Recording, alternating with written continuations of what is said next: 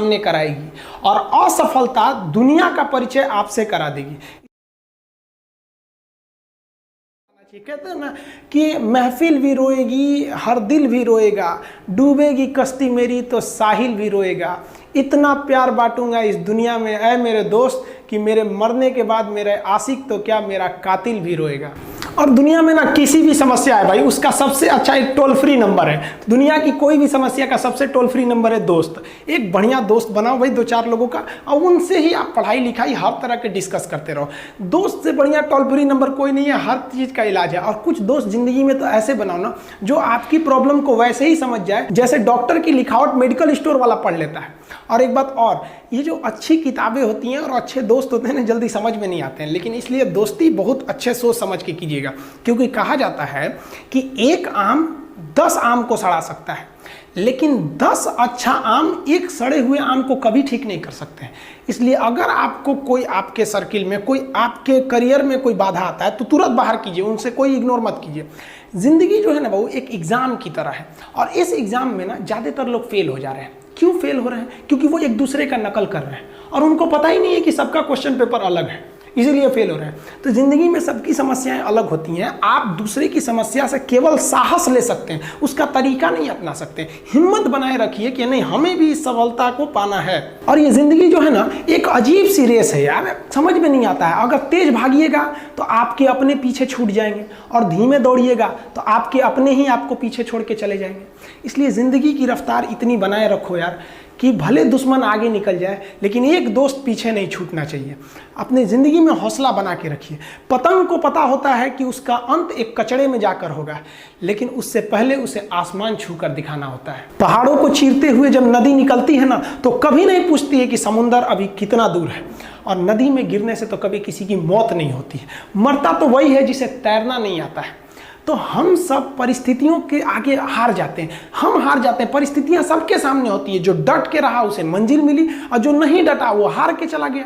जब हमारे पास परिस्थितियां आती हैं, हम घिर जाते हैं चारों ओर से, तो हम परिस्थितियों को दोष देने लगते हैं, न कि उस परिस्थितियों से निकलते हैं। कोई मस्जिद जाता है, कोई मंदिर जाता है, कभी सोचा है भगवान को कितना बुरा लगता होगा? सोचते होंगे कि बंदा केवल हमसे मांगने ही आता है, यार कभी मिलने भी आया करो। हमको तो लगता है किसी दिन भगवान निकल के बोलेंगे कि यार केवल तुम लोग हमसे मांगने ही आते हो, कभी मिलने भी आया करो। तो भगवान से या अल्लाह से सबसे एक दुआ मांगिए कि आप हमको मुसीबत देना है, आप दीजिए। आप जिस तरह से हमें खुशी देते हैं उसी तरह से हम आपके दिए गए दुखों को भी अपनाएंगे, लेकिन हाँ, उस दुख से लड़ने की हिम्मत भी जरूर दीजिएगा। और सबको अपने अपने कर्मों का पता होता है, यूं ही गंगा किनारे इतनी भीड़ नहीं लगी रहती। देखिए जिंदगी में आपसे भी कुछ गलतियां होंगी, और गलती किससे होती है? जो काम करता है, मेहनत करने वालों से ही तो गलतियां होती है। निकम्मों की तो पूरी जिंदगी निकल जाती है दूसरों में कमी ढूंढते ढूंढते। देखिए सफलता और असफलता में थोड़ा सा का अंतर है। सफलता आपका परिचय दुनिया के सामने कराएगी, और असफलता दुनिया का परिचय आपसे करा देगी। इसलिए सफल जरूर होइए। देखिए 97% लोग जो है ना वो थक के किसी काम को छोड़ देते हैं, और जिंदगी भर उन 3% लोगों के लिए काम करने लगते हैं जो कभी भी हार नहीं मानते। मेहनत बता देता है कि परिणाम कैसे मिलेगा, वरना परिणाम तो बताता ही है कि आपका मेहनत कैसा था। कुछ लोगों को लगता है कि उनके पिताजी बहुत पहुंच वाले हैं, दादाजी बहुत पहुंच वाले हैं, तो उनकी बदौलत हमें कोई काम मिल जाएगा, कोई जॉब मिल जाएगा। तो कोई ये बहुत बड़ी बात नहीं है। पहचान से मिला काम बहुत देर तक नहीं रहती है, लेकिन काम से मिलने वाली पहचान आजीवन रहती है। हम स्टूडेंट्स को कहना चाहेंगे, आजकल स्टूडेंट्स को पता नहीं क्या हो गया है ना, सोचना वो लड़की के पीछे पगलाया है, कहता है कि लव हो गया। भाई दुनिया में लव नहीं होता है किसी से, ये एक अट्रैक्शन है सबको। मान लीजिए मेल है तो उसे फीमेल से होगा, फीमेल से है तो उसे मेल से होगा। तो कोई कैसे कहेगा कि हम तुम्हारी ओर अट्रैक्ट हो रहे हैं? तो उसको छुपाने के लिए कहता है हमको लव हो गया। भैया लव अब नहीं हो गया। अगर आपसे कोई कहता है ना कि आपको वो आपसे ट्रू लव करता है, तो उससे कहिएगा कि हमको अभी मेरा किडनी खराब हो गया, 1 लाख रुपए की ज़रूरत है, नहीं देगा। लेकिन आप अपने माता पिता से कहिएगा कि हमको 1 लाख की ज़रूरत है, और रियल में भी अगर हो जाएगा तो वो अपना शरीर बेच देंगे आपके लिए, लेकिन वो नहीं बेचेंगे। ये होता है लव। लेकिन लोग अट्रैक्शन को लव कहते हैं, उसके लिए पूरी ज़िंदगी बर्बाद कर देते हैं। ये सब बाबू गलत चीज़ है। जो आप अपना देखिए, आप अपना करियर छोड़ के अगर इस सब चीज़ में जाइएगा तो पूरी लाइफ बर्बाद हो जाएगी। आप जो रिश्ता खोजते हैं अपना कॉलेज में, कोचिंग में, ये सब परमानेंट रिश्ते नहीं हो सकते हैं। हाँ, अगर आप गर्लफ्रेंड से शादी करेंगे तो ये आपके लिए बेस्ट लड़की होगी, लेकिन माँ बाप जो ढूंढ के लाएंगे, जो भगवान आपके लिए बनाया है, वो लड़की आपके लिए यूनिक होगी। If you will best you will number 1 and if you will unique you will only 1। तो याद रखिएगा, जो भगवान आपको बना के जोड़ता है ना, वो रिश्ता सबसे अच्छा होता है। अपने माँ बाप को देखिए ना, क्या झगड़े नहीं हुए, लेकिन आज भी वो लोग एक साथ रहते हैं। लेकिन फिर भी आप देखिए आजकल के जो वेस्टर्न कल्चर आ गया है, क्या वेस्टर्न कल्चर हो गया है, समझ में नहीं आता है। प्यार और छुहाड़ा, इसकी ज़िंदगी ना 1 साल होती है, 1 साल में ही खराब हो जाता है। ये वेस्टर्न कल्चर है, हमारी भारत की संस्कृति नहीं है। हम गर्व करते हैं, हमें अहंकार है, हमें गुरूर है अपने भारत की संस्कृति पर, जहाँ एक छोटी सी बच्ची भी गुड़िया खरीदती है ना तो उसके लिए दुपट्टा खरीदती है। और यार अगर आपको दिल लगाना ही है तो किताबों से लगाओ ना यार, बेवफा भी निकलेगी तो मुकद्दर बना के जाएगी। दिन ना सबके लिए 24 घंटा का होता है, ऐसा नहीं है कि आपको अलग से वक्त मिलेगा, लेकिन इसी 24 घंटे में किसी को प्यार करके पति बनने का शौक है तो किसी को मेहनत करके करोड़पति बनने का शौक है। तो आप डिसाइड करिए आपको क्या बनना है, क्योंकि बरसों बाद जब लोग ये मिलेंगे ना आपसे तो ये नहीं पूछेंगे कि कितनी गर्लफ्रेंड है, लोग पूछेंगे कमाता कितना है, हैसियत कितनी है तुम्हारी। ये दुनिया का उसूल है कि लोग कभी भी आपसे खैरियत नहीं, आपकी हैसियत पूछते हैं। लोग एक दूसरे से वादा करते हैं कि तुम्हारा जिंदगी भर साथ निभाएंगे, कोई किसी का साथ नहीं निभाता है। लोग अर्थी और जनाजा भी ले जाते हैं ना 2 कदम, तो कंधे बदल बदल के ले जाते हैं, जबकि पता है कि आखिरी मुलाकात है। और लोग यहाँ कंधा बदल बदल के ले जा रहे हैं और लोग वादे कर रहे हैं कि जिंदगी भर साथ निभाएंगे, कोई साथ नहीं निभाता है। हम आप सब लड़का लड़की से कहना चाहेंगे कि अभी वक्त है, अभी सर झुका के पढ़ लीजिए। वादा है आपसे कि जिला में सबसे ऊंचा सर आपका होगा, लेकिन अगर अभी आप सोचिएगा आराम करने के लिए, पूरी जिंदगी आपको तकलीफ उठानी पड़ेगी। अगर आज आप किताबों के दीवाने हो गए ना तो कल दुनिया आपकी दीवानी हो जाएगी। किसी ड्रीम गर्ल के लिए ना अपने माँ बाप के ड्रीम को कभी नहीं छोड़ना चाहिए। आप लोग जो सोचते हैं ना इधर उधर, वो खुशी तो आप लोगों ने कभी देखा ही नहीं। कोई स्टूडेंट अभी तक खुशी नहीं देखा। हम आपको व्यक्तिगत बताते हैं। देखिए खुशी कब मिलेगी आपको, जिस दिन आपको जॉब मिलेगा ना, और जो पहली सैलरी मिलेगी वो भी नहीं खुशी है।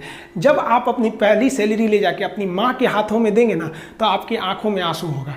आप याद करेंगे कि जिस माँ की उंगलियों को पकड़कर हमने चलना सीखा, आज उसको हमने अपनी पहली कमाई दिया है। और जब कमाने लगेंगे ना तब समझ में आएगा कि लाखों रुपए की अहमियत कुछ नहीं है, वो 1 रुपए के आगे जब माँ स्कूल जाते वक्त दिया करती थी। और गौर से देखा करो अपने माँ बाप के आंखों में, ये वो आईने होते हैं जिसमें बच्चे कभी बूढ़े नहीं होते।